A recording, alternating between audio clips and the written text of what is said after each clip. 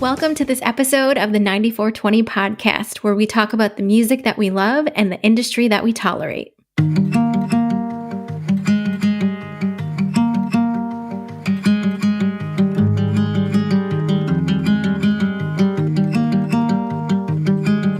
Every time I move, I see a different view.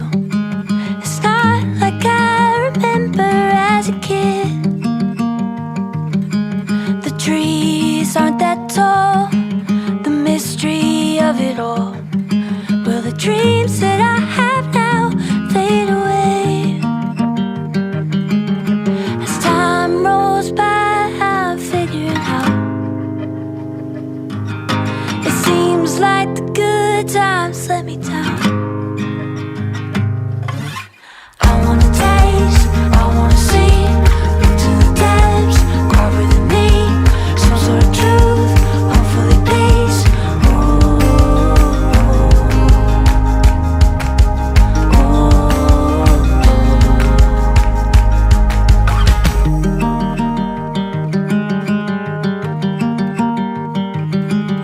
There was a man who lived where the water ran, and he watched the time drift by like the waves. And with his dying words, a blessing and a curse, he said there is no good without the bad. As time rolls by, I'm figuring out. Seems like the good times let me down. I wanna taste, I wanna see, look to the depths, cry within me, some sort of truth, hopefully peace. I wanna taste, I wanna see, look to the depths, cry within me, some sort of truth, hopefully peace.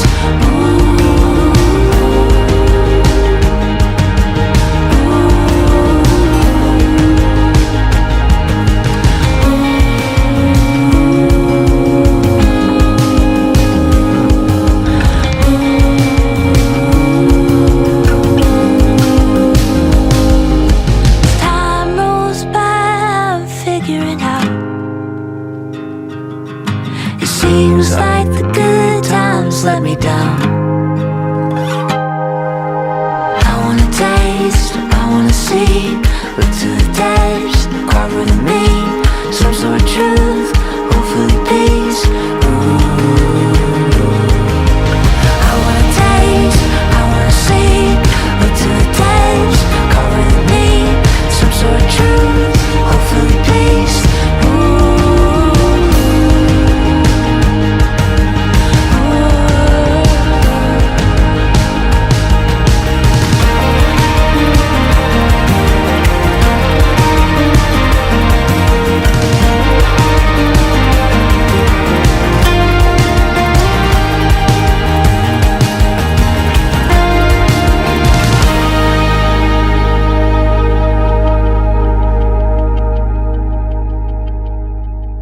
Hey everyone, that was Gabrielle Grace's new single, Good Without the Bad. Welcome to this episode of the 94twenty podcast. Hi, Carl and Greg. How are you guys doing today? Hey, Hello, Nicole. Didn't she have on that song? Doesn't she have a She had Logan, what's his name? Logan Pilcher? I think is Pilcher. the- Yeah, Logan Pilcher, who kind of was the male feature on there. I just enjoyed the song. Very cool. Very eclectic, more indie folk than country, but I thought it was cool. Yeah. So let's just pick on Greg today. Yeah. hey, that's fine. As I said earlier before we hit record, I'm accustomed to that. That's See, that's not a good thing. That's not a good thing to be accustomed to. well, I mean, I kind of try to just do my own thing, but beating my head against the world is my lot in life, I guess. Well, you can change that, don't you think? Oh, I know I can. I mean, most people don't know that I do a considerable amount of work in that area. I mean, I'm what's called a recovery coach, and I go out and I teach all kinds of mindfulness and recovery tools to addicts. I've recovered. Yep. Or you're recovering. No, I see now. This is where I'll fight with you. We always go. Yeah, we go. I down recovered. This is my thing. Is I'm sober now 25 years. Yeah. I'm sober longer than I drank.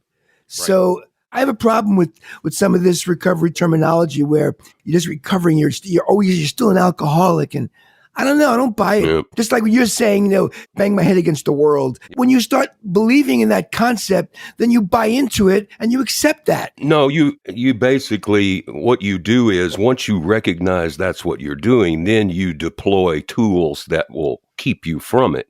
What's interesting about your position, Carl, is that, and I would never suppose to tell someone this, by virtue of the fact that you stopped and you feel completely cured, it may be the case that you were never an alcoholic in the first place. Okay. But I would never supposed to tell someone that, because then that gives them a certain amount of permission to making a reservation that we talk about, where it's like, well, I stopped for 25 years, so there's no way I'm not going to have that glass of champagne at my granddaughter's wedding or something like that. So, yeah, again, I'm not a smokeaholic. I quit smoking 20 years ago. Yep. I'm not still a smoker who's like just in recovery. I stopped. For 99% of the people, and I don't want this to be a recovery podcast, but for 99% of the people, they're predisposed to addiction. Their brain science doesn't allow them to quit. So it was important for me to understand early on that I did not control it. Therefore, if I can't control the use or the abuse, then I can't choose to stop. You're right. Everyone has their own process and what it takes. One thing I do know is a lot of times in these recovery programs, the main component is if you as a person are not ready to actually stop, no program's going to make it happen. I will agree with you 1,000% in that regard. I'm going to be spending a lot of time at my at this wonderful rehab retreat that I go over and do the recovery coaching stuff at. I'm going to be spending a significant amount of time there over the next couple of weeks. And so I guess maybe just subconsciously I'm preparing myself, because I do think it's important work. And I think it's, people, particularly today with all the crazy stuff that's going on out there, people have it tough. It's hard. That's why I coined the phrase beating your head against the world, because the fact of the matter is that we don't do that very well. If you're predisposed to being an addict, it gives you the perfect excuse to say screw it and to just use again, because we just don't accept life on life's terms. And so I have an old song that I never finished, but the title was "World, You're in My Way." Yeah, that's kind of a logical conclusion. And I think, too, a lot of the times people, they tend to forget, or they're just programmed to not realize that they do have choices, and that every single choice that they make can be their own if they're just willing to shift perspective and kind of figure out what's going to be best for them. And sometimes that's like, it breaks it down to very, very simple things, but I do think sometimes people, especially when they feel as if the world is against them, forget that they have the ability to choose what they do in each step of the way that they want to do it. Yeah. A guy said one time, and I thought it was funny, he said, finally figured all this out. People don't do shit to me. People just do shit. And I thought, well, that's pretty profound. It's kind of connecting it. That's why we love music so much. To me, it's very healing, in these kind of situations. I don't know, music to me is the best thing there in the world. Well, it was my birthday. Really? Oh, you didn't say anything.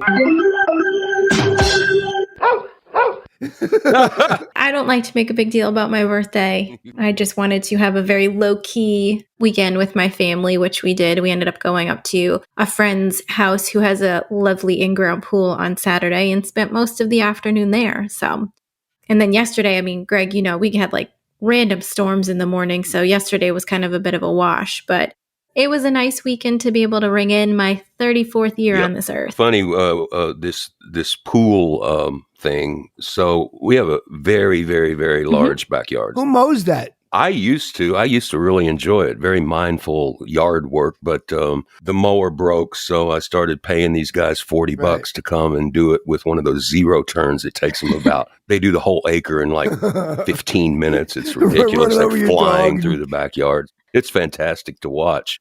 It's amazing, man. It's amazing.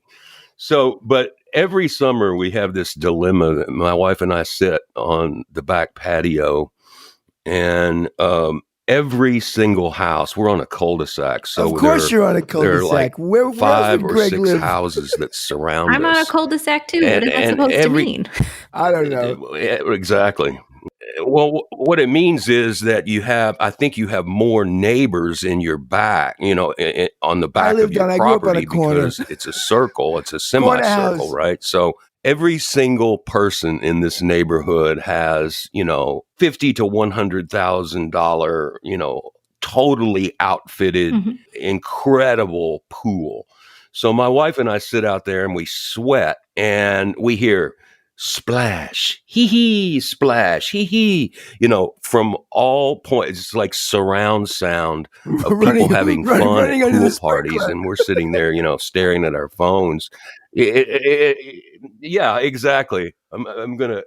We actually did buy one of those little $10 misters, and we put that on the patio, and it's like, this stinks. We've got to get a pool. So I'll publicly state now that if we ever make any money on this podcast venture, I'm buying a damn pool. So that's it. So babe, everyone has to listen to this podcast and really subscribe so Greg can get a pool. Pool parties, damn. You know what? With that, let's play some music. We're going to play Mountain Man by Sam Riddle. This is a really classic country sounding song. Cool. See you on the other side.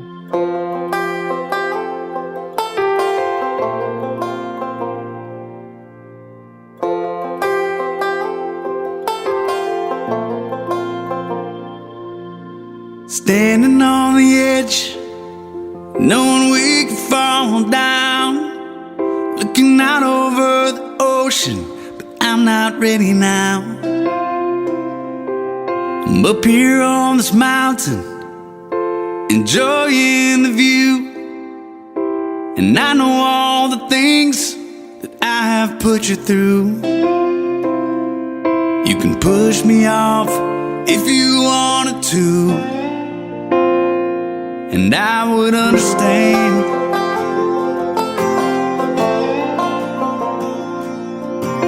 We've climbed up this far, beyond the tree line. The air is getting thinner, but I'm still looking in your eyes. There's wide open spaces, and we can go our separate ways. The summit could be ours if we get past this phase. But if you wanted to let go of my hand, I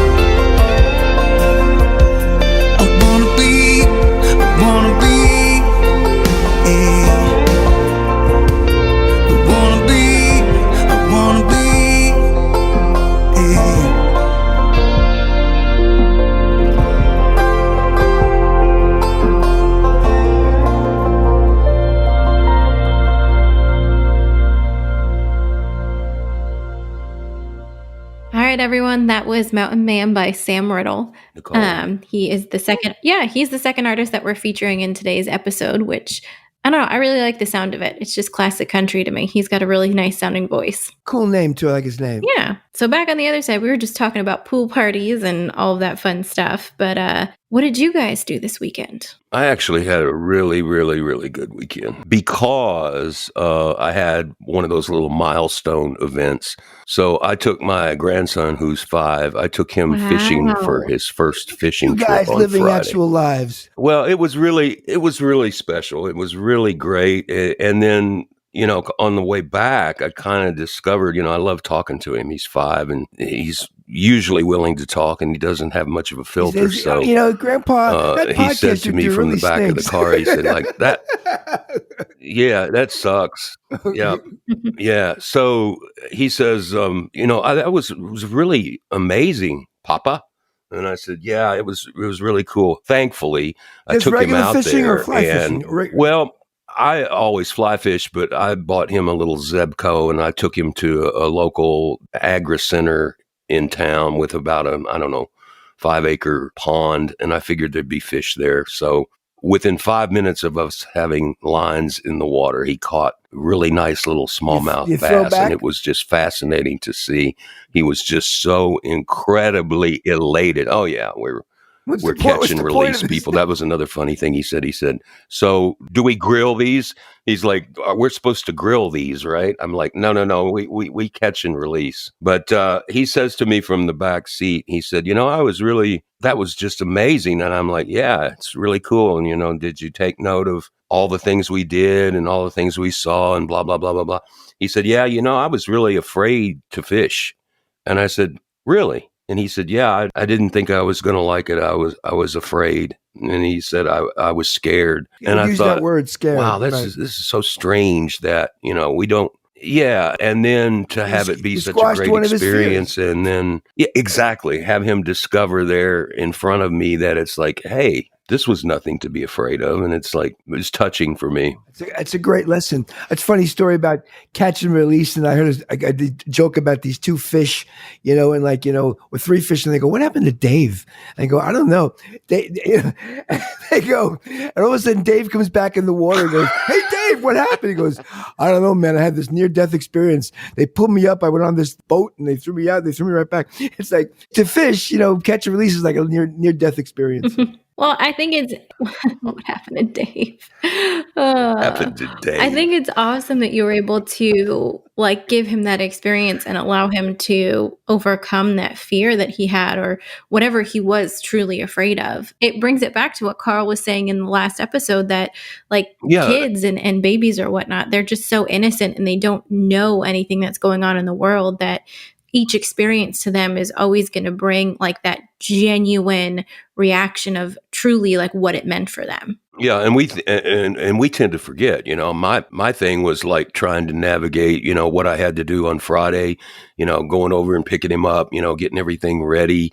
And I was kind of on autopilot, right? So never knowing that he maybe had a sleepless night or two, knowing that we were going to go, and he didn't really know what. Yeah, exactly. So it was a completely different experience for him than it was for me getting ready. But then once maturity, it turned out great. Another fear that goes, so he realizes it's silly to be anxious and anticipate things until you know what's going on, right? That's exactly right. Now I didn't tell him that while we were out there, I broke the tip off of one of my fly rods, and so there's a great movie. It's called Regarding Henry with Harrison Ford.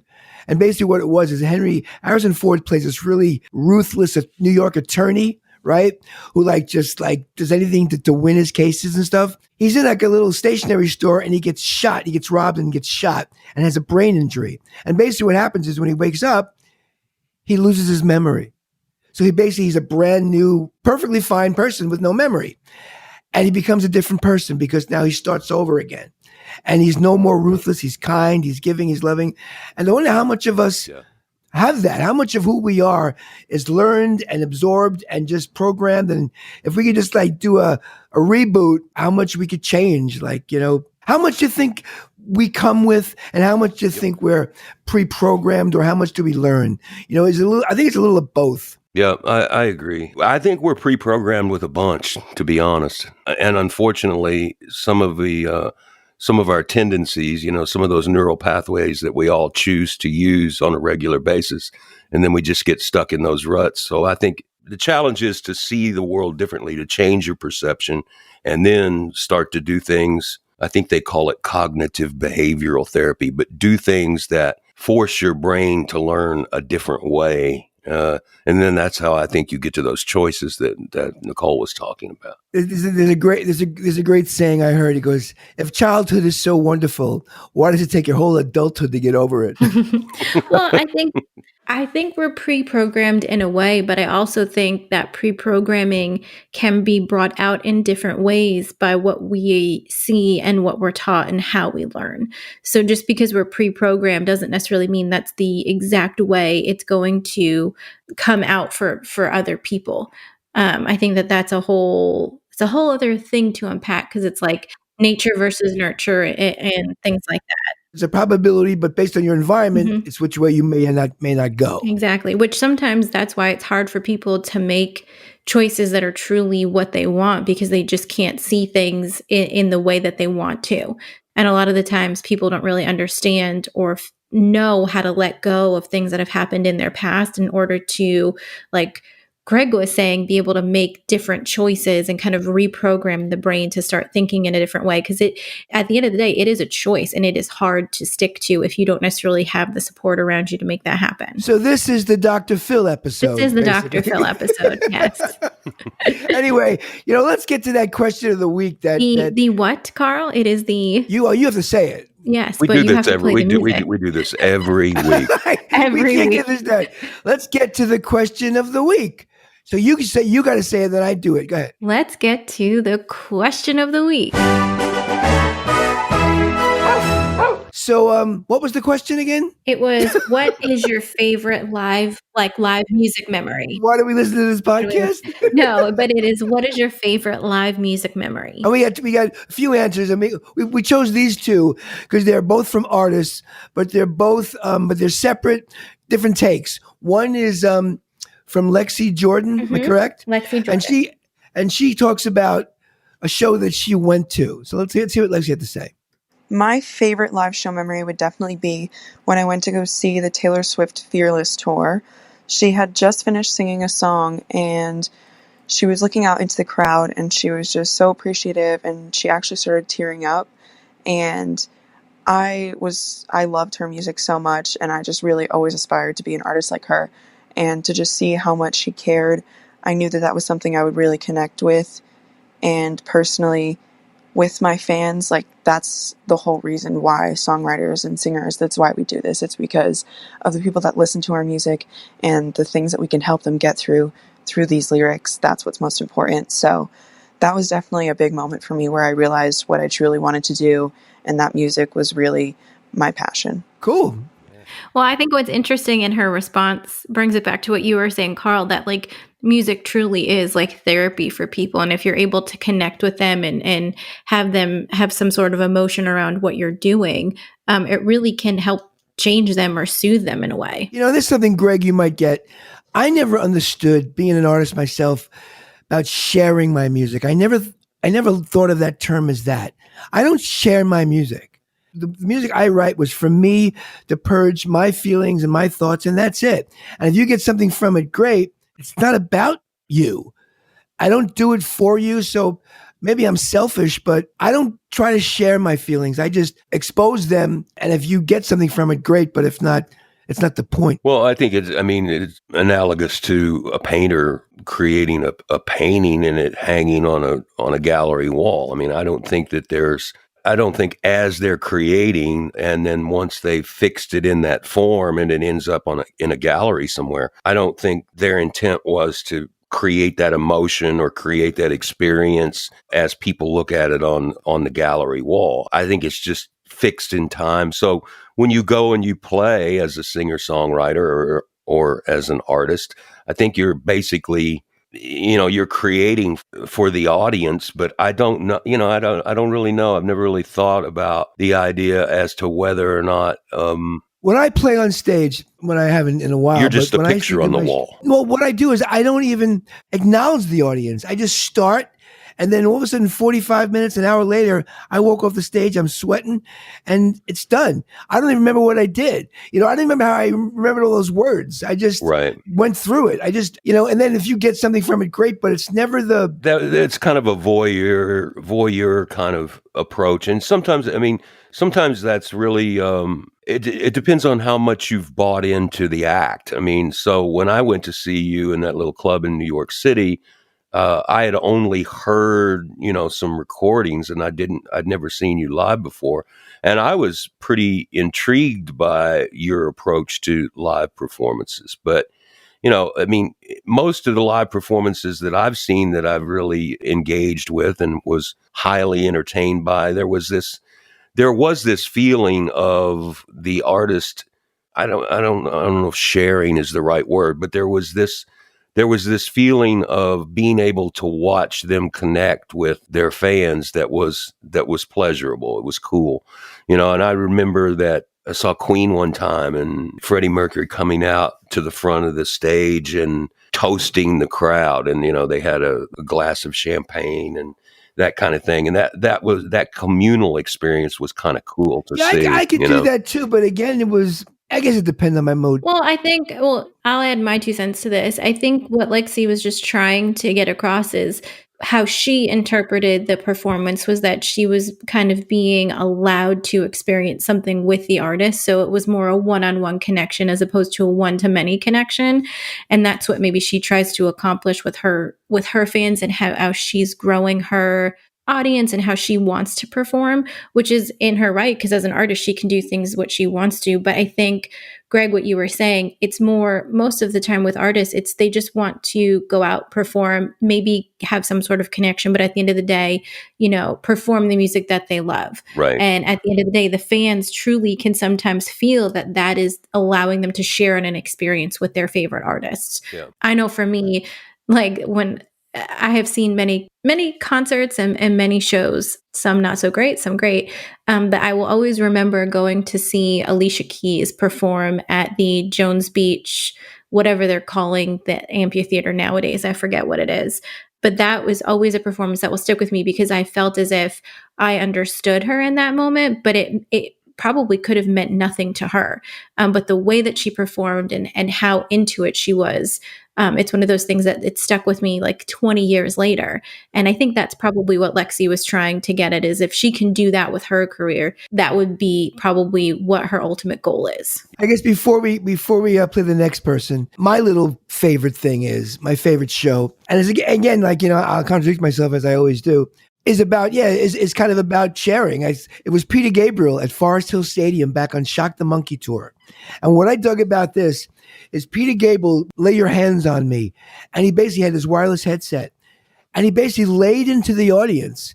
And they must have put him back around 30 rows and then pushed him back around and pushed him back to the stage. I'd never seen that before. It was almost spiritual, you know what I mean? Mm-hmm. And it was just too cool. Let's play Krista Angelucci. How do you say Angelucci? I have no idea. I always get like her last name confuses me, but Krista is one of the founders for the Women Crush It Wednesday, along with Melanie Marie. Right, I think it's Angelucci. I'll go Lucci. We'll see. Sorry to mess up your name, Krista, but let's see what she had to say.